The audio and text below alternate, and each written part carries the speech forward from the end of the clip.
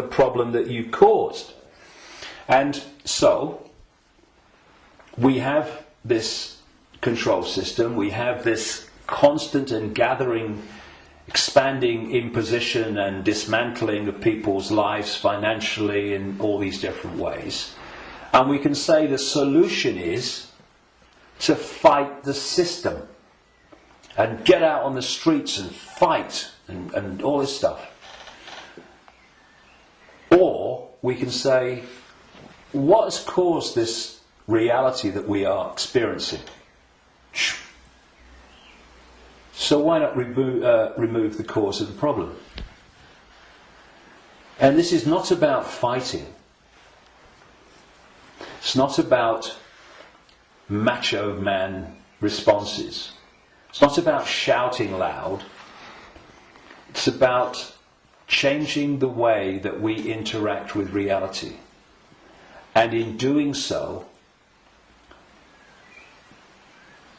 stepping out of the influence of the programs that have been running human perception and emotional response throughout known human history, and are creating the world that we live in.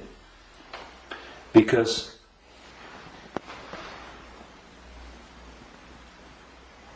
if I go back to what the Gnostics said about the archons, they have no creative energy. They can't make things happen. But we can. We can, yes. Which is bringing us to an interesting point. We can manifest. What this manipulative force has done has programmed humans to use that gift of manifestation to manifest what they want. And so, if we manifest from our perceptions of reality, then manipulate their perception of reality, and they'll manifest what you've manipulated them to perceive as reality. So, I see people challenging war and conflict when their own lives are full of conflict. Now, we live in a holographic reality at this conscious mind level, and there's a very unique and fascinating trait and characteristic of holograms and holographic reality. Every part of the whole is a smaller version of the whole. So if you take, for instance, in the holograms that you buy in the shops, if you take the waveform holographic print, which is on the print in waveform information,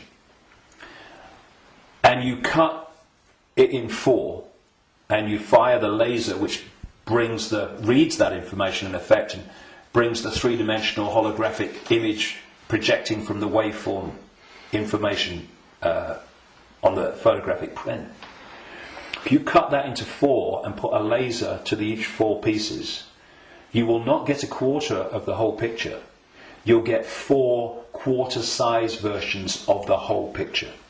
And this is why, or explains why alternative forms of healing, like reflexology and acupuncture and others, can find points on the ear and the feet and the hands and all different parts of the body that relate to the body as a whole.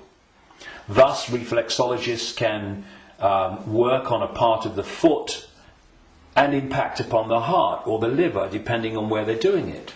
And I've known and talked to reflexologists and people like that over the years, and they know it works, but they're not sure why it works or why there are points on the foot and the ear and everything that relate and impact upon the body as a whole. Well, it's simple when you realise that this reality is holographic, because every part of the whole is a smaller version of the whole. The body is a holographic manifestation, it's a hologram.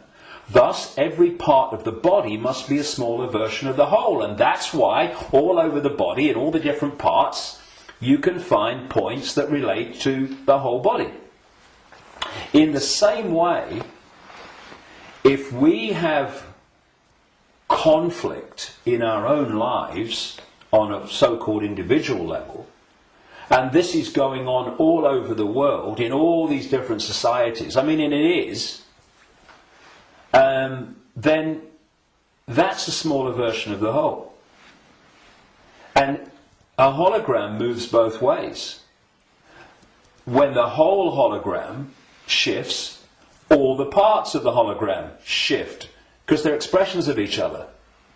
You shift or affect the smaller part of the hologram, and in this case it's lots of people, billions of people with conflict in their lives and all that stuff, and that's going to impact on the hologram as a whole, i.e. human society.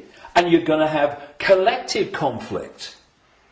If we want to put the fire out of the whole, what we call human society and global experience, then we have to put the fire out in our own lives, because we are fueling the fire. We are creating the fire.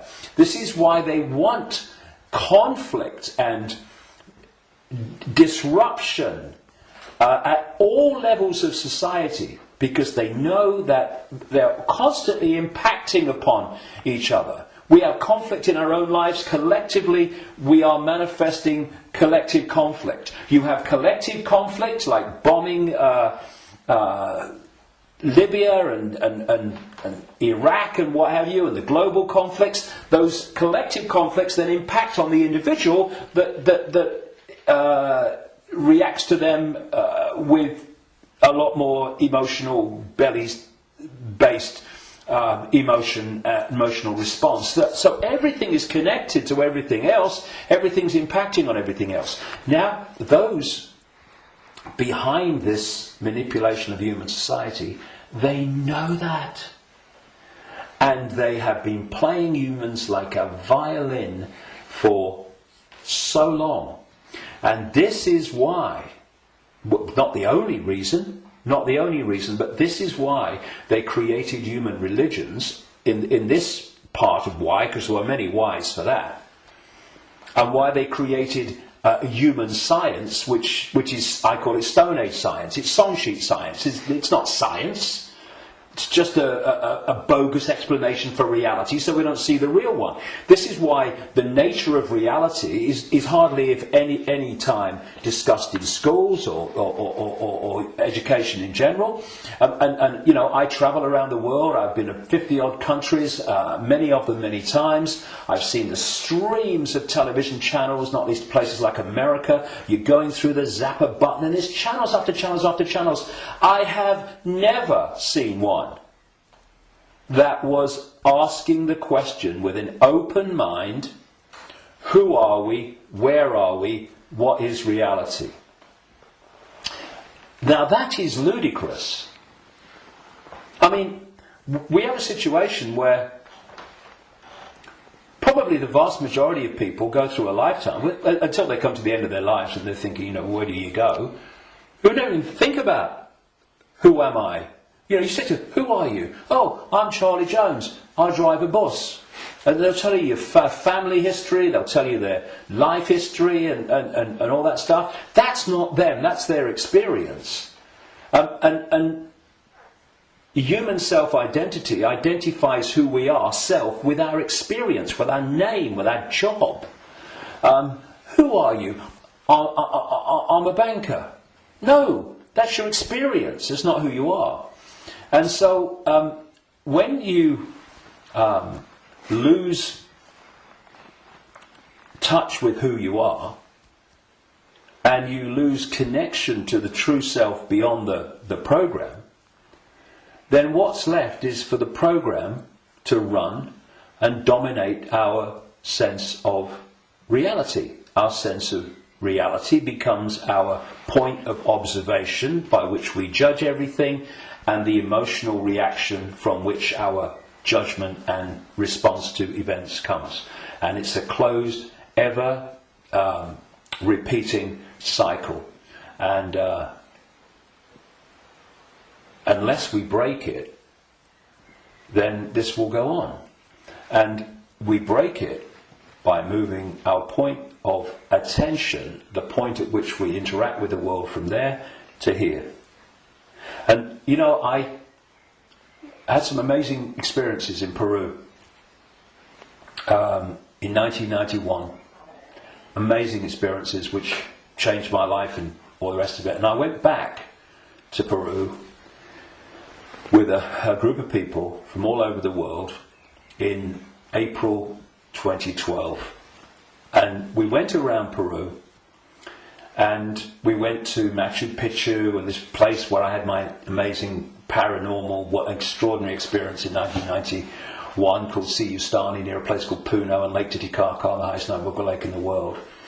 And this group, all of us, were going around these places, and what these places were heart places. Mm-hmm. When you went there, you interacted with them from here.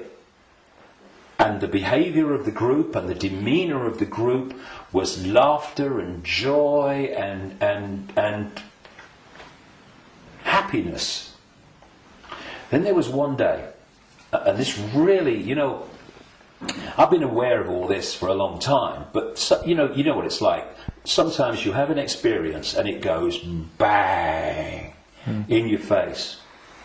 And there was one day towards the end of the trip where we went to a place called Tiwanaku, just over the border in Bolivia. It's an ancient site, very famous ancient site if you look at the history and accounts of South America.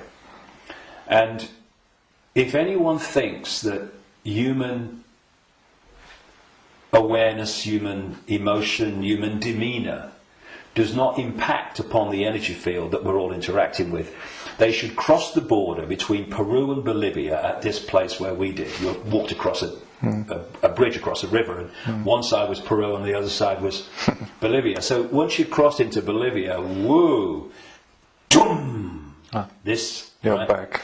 So it took ages to get through the border guards, just for a tourist group who's going to be in the country for about 3 hours.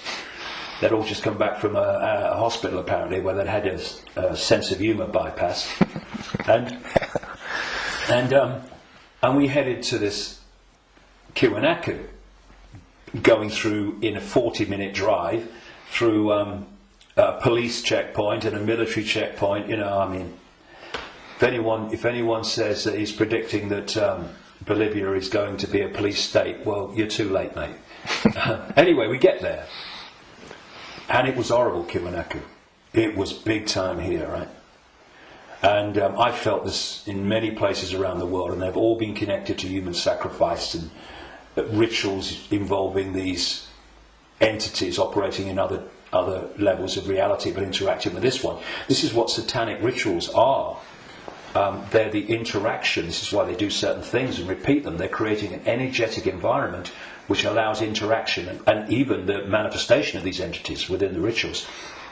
This is what sacrificing to the gods was all about in the ancient world. Because when you sacrifice someone, the people doing the sacrifice, they drink the blood and eat the flesh, which is what this whole Roman Catholic thing is really about. Drinking the blood of Jesus and eating the flesh, that's just a mild bloody cover for what goes on in the background. But on the other levels of reality, while this is going on, these entities, perceived as the gods, are feeding off the terror of the victim. Right? This is sacrifice to the gods. Anyway, we get to Tiwanaku, and it was that kind of energy. Ooh. But what I noticed was the demeanour of the group changed. People weren't happy. They were not in a good space. And there was this lovely guy, Mark, a lovely Irish guy. And the change in the behaviour of the group was so pronounced that on the way back, which we got back into Peru, where everyone started getting a bit happy again, I asked people if they wanted to go on the microphone on the bus and explain, their experience. And Mark said, and Mark was a lovely, lovely guy, all laughing and dancing and all the rest of it, all the way through Peru. And he said, when I was at Tiwanaku, he said, I just wanted to shout abuse at anyone that got in my way when I was trying to take a picture. And I just felt so different. And I won't labour the point, but having, seen it and experienced it and seeing the response, you could see